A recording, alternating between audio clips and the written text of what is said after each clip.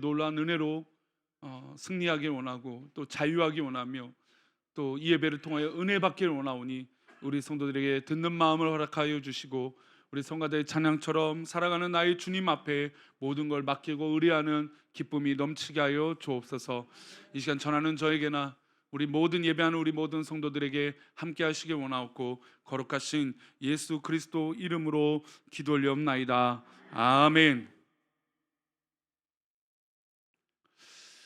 최근에 한국 사회는 상처들이 참 많습니다.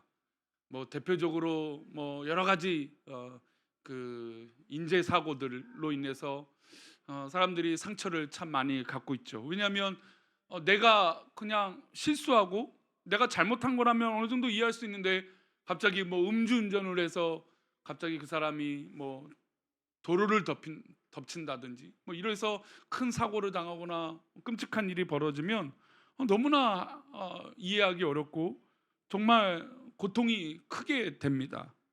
그러니까 내가 스스로 하는 거라면 그래 내가 책임져라고 하는 부분도 있지만 그렇지 않는 부분들 때문에 우리는 스트레스를 받고 어려움이 있죠.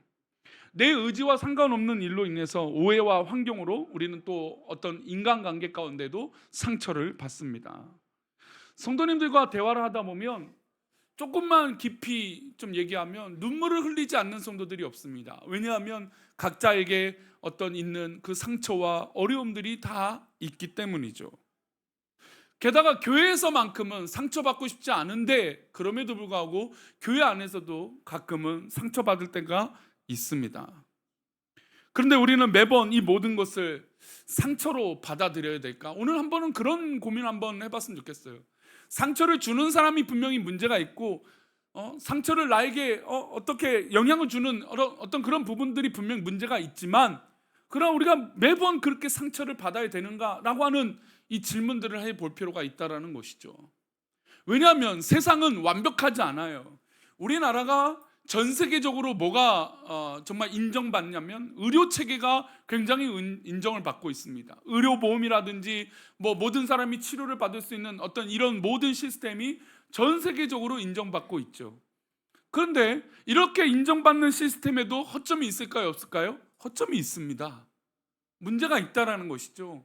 그러니까 인간이 만들어내고 또 인간이 진행하고 있는 모든 사회적 체계는 완벽하지 않고 언제나 허점과 문제점이 있다고 하는 것이고 또 그것을 이용해서 불을 창출하는 그런 나쁜 사람들도 있다라는 것입니다. 근데 그런 걸 보면 우리는 스트레스를 받죠. 왜 나는 이렇게 착실하게 잘 살고 있고 열심히 살아가고 있는데 상대적 박탈감을 느끼며 이건 너무 억울하고 속상하고 이렇게 돼서는 안 되지라고 하는 생각을 하게 됩니다. 그래서 이런 일들이 어찌됐든 우리의 삶을 살다 보면 상처받을 일들이 있는데 어려움 받을 일들이 있는데 이걸 과연 그냥 우리가 다 상처로 받아들이고 이걸 다 스트레스로 받아들이면 결국 누가 손해일까요? 결국은 내가 손해예요. 상처를 주는 사람, 스트레스를 주는 사람은 전혀 상관없는 일들인데 나는 상처를 받고 나는 스트레스를 받고 나는 어려움에 빠진다는 것이죠. 결국 그 상처와 스트레스는 나의 손해예요. 교회 안에서도 시험에 들면 누구 손해일까요? 결국 나의 손해예요. 그런 의도를 가지고 있지 않지만 여러 가지 있던 어떤 일이 일어났던 어떤 그런 나에게 주는 영향을 주는 사람은 아무렇지도 않을 때가 훨씬 더 많다라는 것이죠. 국가도 마찬가지입니다. 사회도 마찬가지입니다. 여러분 속해 있는 모든 환경들도 마찬가지겠죠. 나에게 스트레스를 주는 사람, 그 사람은 아무렇지도 않게 잘 사는데 나는 어렵다라는 겁니다. 그러면 우리가 이것을 어떻게 바라보고 어떻게 이겨내야 될까요?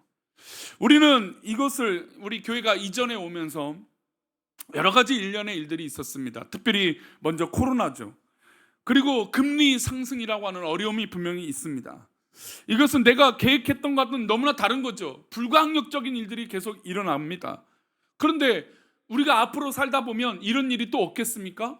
이런 비슷한 일들이 또 있겠죠. 지금 우리가 우리나라뿐만 아니라 세계 열방을 향하여 눈을 들어보십시오. 지진으로 인하여 수천 명이 죽은 이 모로코가 있습니다. 또 태풍으로 인해서 홍수로 인해서 수십 명이 수만 명이 피난민이 되고 이재민이 되고 그런 어려움들을 겪고 있습니다.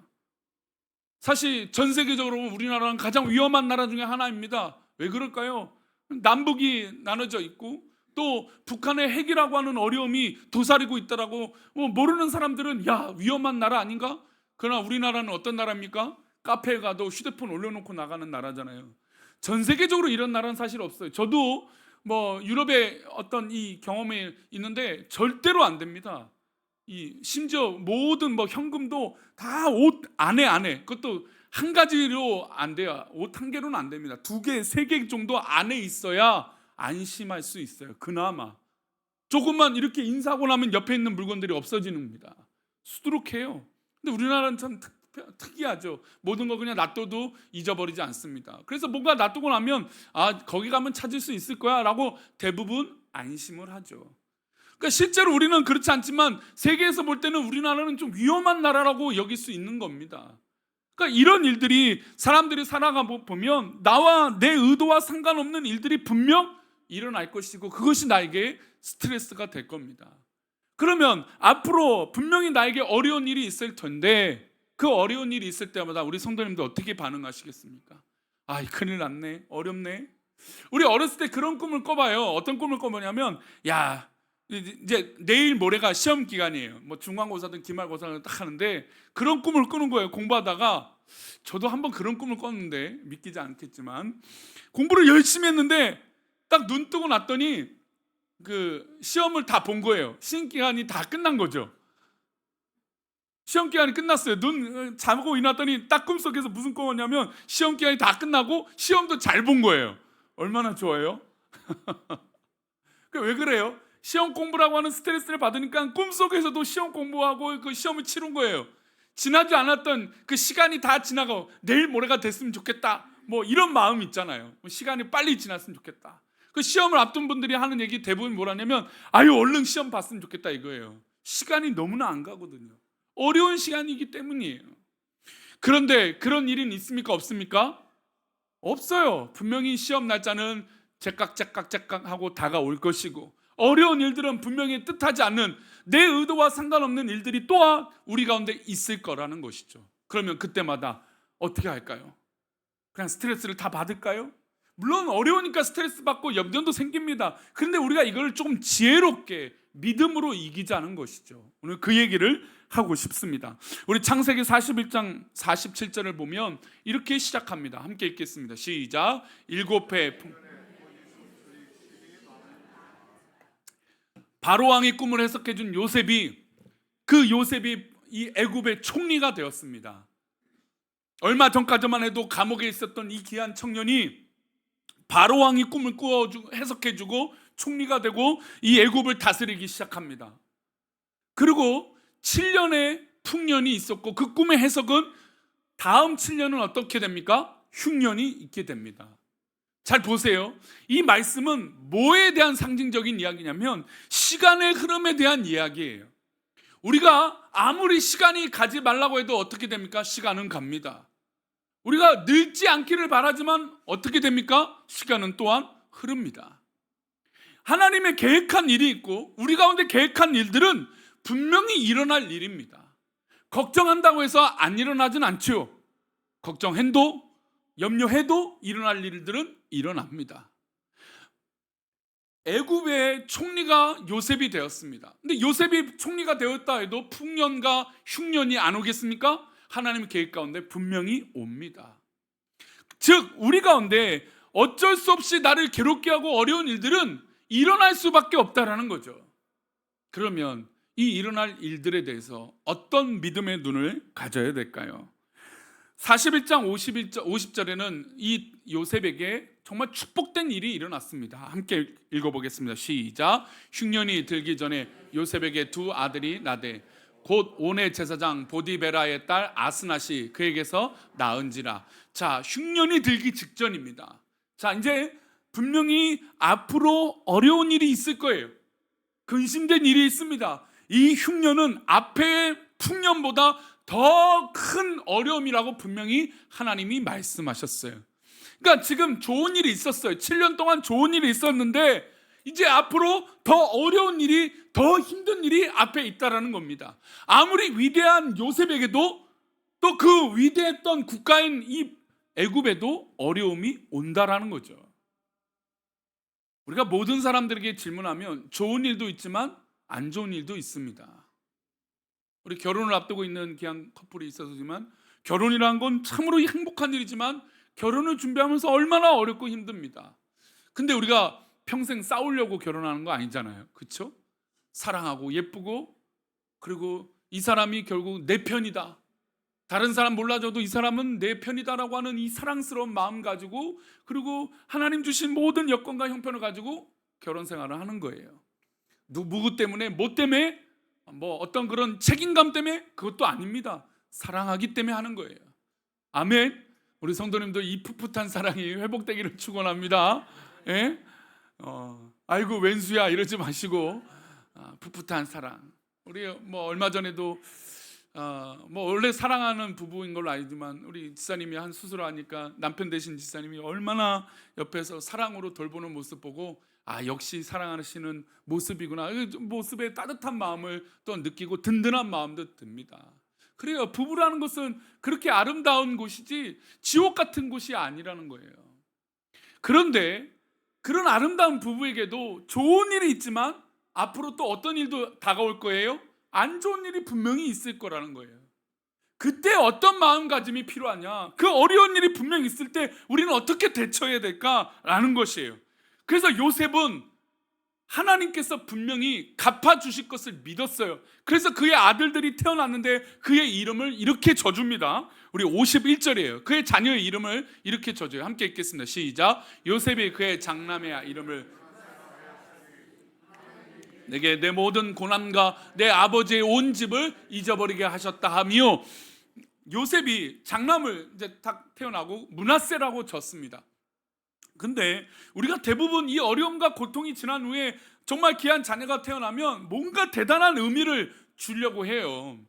그런데 요셉이 첫째를 낳고 나서 그 아들의 이름을 무슨 뜻이라고 져줬냐면, 하나님이 내게 내 모든 고난과 내 아버지의 온 집을 잊어버리게 하셨다라는 거예요. 자, 지금 요셉에게는 어떤 일이 앞두고 있습니까? 총리로서 이제 시험대에 오를 일이에요. 세상 사람들이 7년 동안 풍년이었으니까 그때는 말하지 않았을 거예요. 왜요? 요셉의 총리의 역할을 그래 잘한다, 풍년이니까 다 잘했으니까. 그런데 앞으로 다가올 뭐가 있습니까? 흉년이에요. 이 일은 어려운 일입니다. 근데 그 흉년을 앞두고 아이가 태어났는데 요셉은 하나님 앞에 내가 이렇게 살았다라고 고백하는 거예요. 하나님이 나를 이렇게 사랑하셨다라고 고백하는 거죠. 그것이 무엇입니까? 내게 내 모든 고난과 내 아버지의 온 집을 잊어버리게 하셨다. 자기가 받은 고난이 무엇입니까? 제가 수도 없이 지금 매주 동안 계속 요셉이 받은 고난에 대해서 말씀드렸어요. 억울한 일도 있습니다. 배신도 당했습니다. 형제에게 고통도 당했습니다. 왕따도 받았습니다. 사람들이 기억해 주지도 않았습니다. 자기가 아무리 열심히 노력해도 왜 사람들은 나를 알아주지 않을까라고 하는 그런 괴로움에 빠질 만한 일도 있었습니다. 그런데 그 모든 상처와 고난이 어떻게 됩니까? 잊어버렸다. 또 내 아버지의 온 집을 잊어버렸다. 온 집의 일이 뭐였습니까? 말씀드린 대로 형제들이 자기를 죽이려 했던 일입니다. 근데 그 추억만 있었겠습니까? 그 예전에 아버지가 자기를 사랑해서 자기만 채색 옷을 입혔던 좋은 일도 기억났을 겁니다. 그런데 좋은 일이든 슬픈 일이든 괴로운 일이든 억울한 일이든 속상한 일이든 그 모든 것을 하나님이 잊어버리게 해주셨다는 겁니다. 여러분, 우리가 믿음의 삶을 하는데 가장 중요한 핵심 중에 하나는 하나님의 은혜로 우리가 치유가 된다는 것입니다. 믿으십니까? 우리의 육체가 치유되고 우리의 마음이 치유되는 것인 줄 믿습니다. 하나님의 은혜가 임하면 억울하고 속상하고 괴로운 일이 잊혀지는 거예요. 그것은 더 이상 우리 성도님들을 괴롭게 하는 일이 아닙니다. 요셉이 받은 상처로, 요셉이 얼마나 외향적일까요? 모든 걸 떨쳐버릴까요? 제가 어제 이제 아내랑 함께 이제 수요일에 있어요. 새가족 공부를 준비하면서 여러 가지 질문을 했어요. 저는 워낙 이제 극단적인 대답이 나와요. 잠을 안 자본 적이 있습니까? 그럴 일 없어요. 매우 그렇지 않다. 이래요. 저는 대답이. 적당히 그렇다 아니다가 아니라 매우 그렇다 아니면 매우 아니다예요. 그런데 요셉이 성경의 인물들이 저의 성향처럼 그렇게 되는 성향일까요? 아니에요. 요셉은 굉장히 사랑을 받았기 때문에 오기야 금이야라고 키움을 받은 사람이에요. 형들이 일할 때 일도 하지 않았던 사람입니다. 근데 그 사람이 종이 돼서 그렇게 살아간다? 아마 매일같이 실수가 계속되었을 거예요. 나는 성향이 외향적이야, 나는 성향이 내향적이야, 그걸로 일하지 않았다라는 거예요. 내 형편은 이런 것이야, 내 부모님은 이런 것이야, 세상 사람들이 말하는 하도 많이 말해갖고 금그릇이든 그런 게 아니라, 금수저든 흙수저든 그런 얘기가 아니라, 그런 형편이 아니라, 그런 여건이 아니라 내게 주어진 일들을 묵묵히 감당했다라는 것이죠. 내 성격과 내 성향과 내 모든 형편을 떠나서 말이죠. 그래서 요셉이 그 일들을 하나하나 다 감당했더니 하나님께서 그 모든 것들을 어떻게 해요? 잊어버리게 하셨다라는 겁니다. 왜 그럴까요? 하나님이 지금까지 인도하심을 믿었기 때문이에요. 그러면 그 인도하심 가운데 뭐도 포함된 건가요? 우리가 가끔 얘기합니다. 하나님이 인도하시면 좋은 일만 있을 거야. 그래, 좋은 일만 있을 겁니다. 결국은 하나님의 축복으로 임하실 거예요. 맞습니다. 그러나 이 축복의 길까지 이르는 데 있어서 좋은 일만 있을까요? 그렇지 않죠. 우리가 넘어지기도 하고 우리가 훈련되어지기도 해야 됩니다. 우리가 모난 부분이 있으면 깎여져야기도 해야 됩니다. 그런데 우리는 깎여지기 싫고 또 싫은 일은 싫고 불편한 일은 싫고, 그리고 어떻게 좋은 결과를 이룰 수 있을까요? 그럴 일은 없습니다. 하나님 앞에 믿음 안에 사는 것도 마찬가지입니다. 부부가 된다는 것도 마찬가지입니다. 여러 가지 나의 아픔과 어려움들을 내 것만 주장해서는 되지 않죠. 서로 깎여지고 모난 것이 둥그레지고 하나하나 끼워 맞춰져서 굴러가는 것이죠.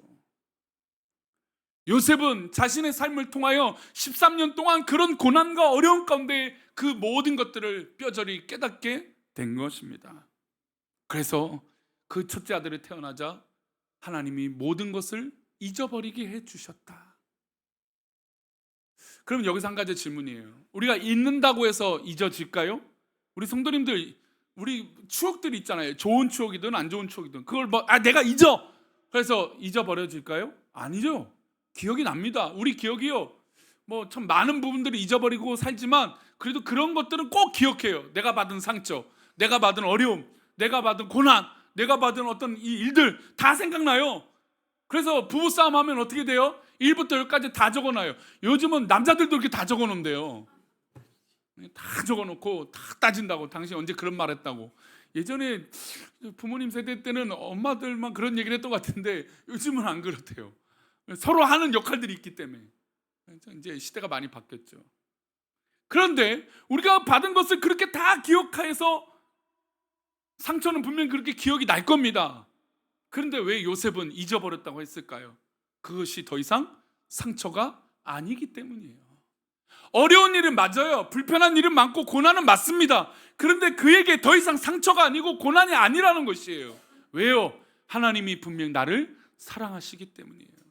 그러면 오늘 우리 가운데 회복되어질 게 무엇이냐? 여러분, 우리는 하나님이 사랑하시는 믿음의 백성들이에요. 여기 앉아있는 건 우연이 아니고 하나님이 사랑하시기 때문에 우리 기도를 들으시고 우리가 이렇게 한 가족이 되고 한 교회가 되는 것인 줄 믿습니다. 이 목사도 오늘 아침에 오면서 정말 다시금 자에게 사명감을 부여드리면서 정말 다시 한번 생각하면서 하나님 앞에 기도하는 거예요. 하나님, 내가 우리 성도들에게 부끄러운 목사가 되지 않게 해주세요.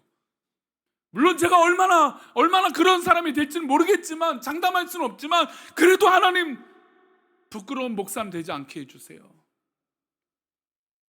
아침에 아이들을 보면서 그런 생각이 떠오르고, 우리 성도님들과 인사하면서 그런 생각이 떠오르고, 우리 교회 아까 인사를 하시면서 우리 성도들을 보면서 그런 도전이 있기를 축원합니다. 그래요. 우리가 그런 아픔과 상처는 분명히 기억 속에 있을 겁니다. 그런데 우리는 그 상처로 얽매여서 사는 사람들이 아니라는 것이죠. 그리고 둘째의 이름을 이렇게 정합니다. 우리 52절 말씀인데요, 함께 읽겠습니다. 시작. 차남의 이름을 에브라임이라 하였으니 하나님이 나를 내가 수고한 땅에서 번성하게 하셨다 함이더라. 아멘. 우리가 보통 서운하고 속상한 건 내가 뭘 해줬기 때문이에요. 내가 뭘 했기 때문이죠.